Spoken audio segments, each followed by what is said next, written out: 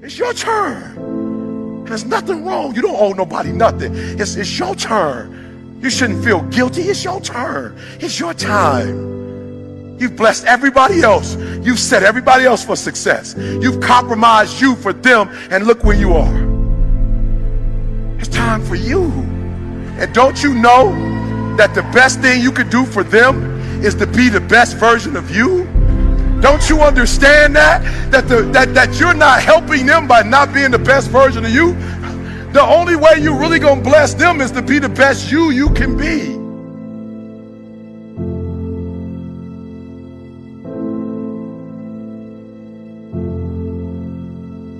Some of you have a problem, like you the old standard car, right? The new cars are automatic. They got the automatic starter. You just hit the button, like you don't even do the key no more. You just push the button and it starts on its own. Unfortunately, we weren't made just to start on our own. You got to find your why, and your why is what's going to start you. And so for a lot of you, you're not doing nothing because you don't have any purpose right now. You don't have a sense of purpose. You're not waking up for nobody. And I need you to get that engine. I need that drive, because you know what to do. You're the right person to do it, but you just can't seem to get out of bed. You can't seem to do what you're supposed to do. Every time you come up against a trial or a tribulation, you let it stop you. Like you don't have.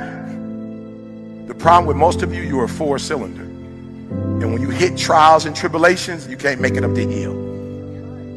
I want to help you as I leave, because people look at me and go, E, man, you passionate, you got going on. No, you listen to me very closely. The reason why you got to be the best in the world, because they treat you differently when you're not. The reason why you have to be your best version, because if you're not your best version, they treat you differently.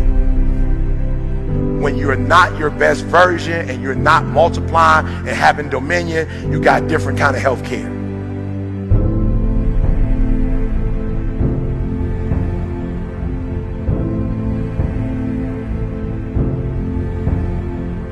Look, my wife, okay, so we go to the hospital. I know something wrong because we sit in the room and it takes 40 minutes for them to come in. So I'm like, okay, usually it take a long time because they're trying to think of, like, how are we going to break the news to them? So they cut the lights off. We got a screen like this. They show her brain, the image of her brain, and they take the little laser boy and put it up on the, and when I look at it, you see like 7 little spots on her brain. So I ain't no doctor. I told you I got a GED. I ain't brilliant, but I ain't dumb.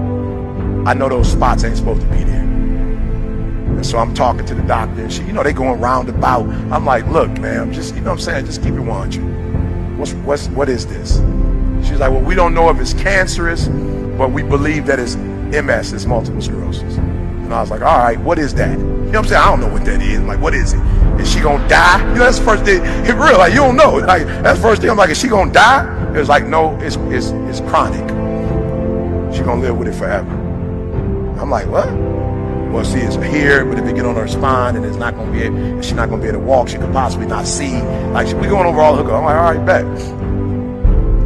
We leave the hospital. My wife is looking at me in the hospital. My girl don't cry. The doctor asked her, like, yo, you straight? My wife, she don't move. The doctor's like, okay, good. Now, you're gonna have to take off work for about 3 or 4 months because we're gonna have to do some testing. And my girl started a teardrop. The doctor was like, whoa, I just told you had MS, you didn't cry.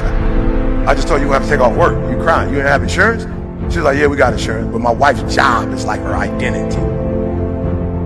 So we get home, we sit down and talk. I call Moni like she got MS for me. I know about MS because her best friend in college got it, and she in the wheelchair, one of her arms, she has a little slurred.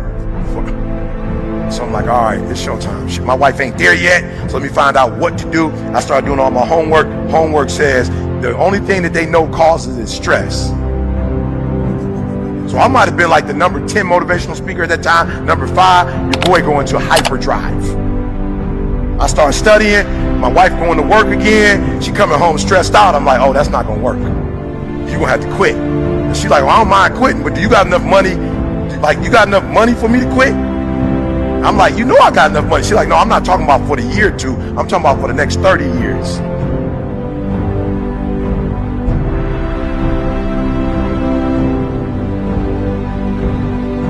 I went from the number 10, number 5 to the number 1 motivational speaker in the world. No, you're not hearing what I'm saying.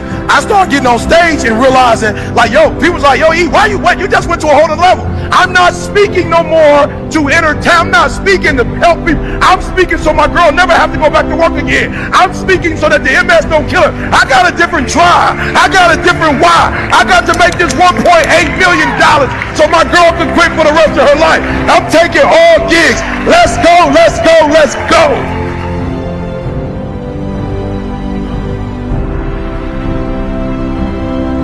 And the problem with some of you in this room, you don't have no drive. You ain't got nothing pushing you. You ain't got no reason for waking up in the morning. You ain't got no reason for pushing past that pain. You have no reason. You better find one before you get out of here today.